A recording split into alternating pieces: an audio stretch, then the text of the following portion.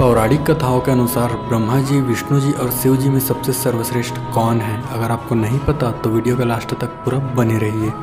एक बार की बात है, सरस्वती नदी के तट पर ऋषि मुनि एकत्रित होकर इस विषय पर चर्चा कर रहे थे कि ब्रह्मा जी, शिव जी और विष्णु जी में सबसे बड़े और श्रेष्ठ कौन है। इसका कोई निष्कर्ष ना निकलता देख उन्होंने त्रिदेवों की परीक्षा लेने का निश्चय किया और ब्रह्मा जी के मानस पुत्र महर्षि भृगु को इस कार्य के लिए नियुक्त किया। महर्षि भृगु सर्वप्रथम ब्रह्मा जी के पास गए।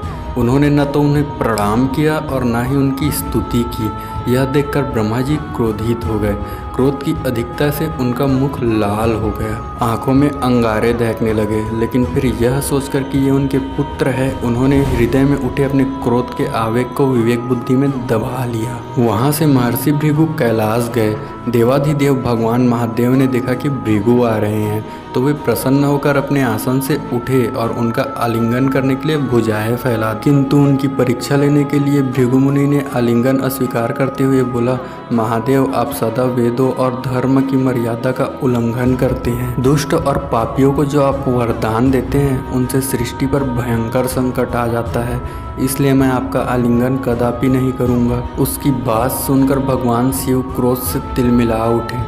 उन्होंने जैसे ही त्रिशूल उठाकर उन्हें मारना चाहा, वैसे ही भगवती सती ने बहुत अनुनय विनय कर किसी प्रकार से उनका क्रोध शांत किया। उसके बाद भृगु मुनि बैकुंठ लोक गए। उस समय भगवान श्री विष्णु देवी लक्ष्मी की गोद में सिर रखकर लेटे थे। भृगु ने जाते ही उनके वक्ष पर एक तेज लात मारी। भगवान विष्णु शीघ्र ही अपने आसन से उठ खड़े हुए और उन्हें प्रणाम किया। उनके चरण सहलाते हुए बोले, भगवान आपके पैर में चोट तो नहीं लगी? कृपया आप इस आसन पर विश्राम कीजिए। भगवान मुझे आपके शुभ आगमन का ज्ञान न था, इसलिए मैं आपका स्वागत नहीं कर सका। आपके चरणों का स्पर्श तीर्थों को पवित्र करने वाला है। आपके चरणों के स्पर्श से आज मैं धन्य हो गया। भगवान विष्णु का यह प्रेम व्यवहार देखकर महर्षि भृगु की आंखों से आंसू बहने लगे।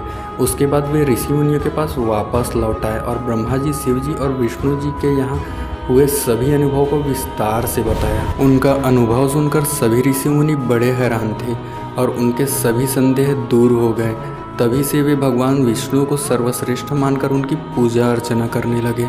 वास्तव में उन ऋषि मुनियों ने अपने लिए नहीं बल्कि मनुष्यों के संदेह को मिटाने के लिए ही ऐसी लीला रची थी। दोस्तों, अगर आपको वीडियो पसंद आया तो वीडियो को लाइक जरूर करते।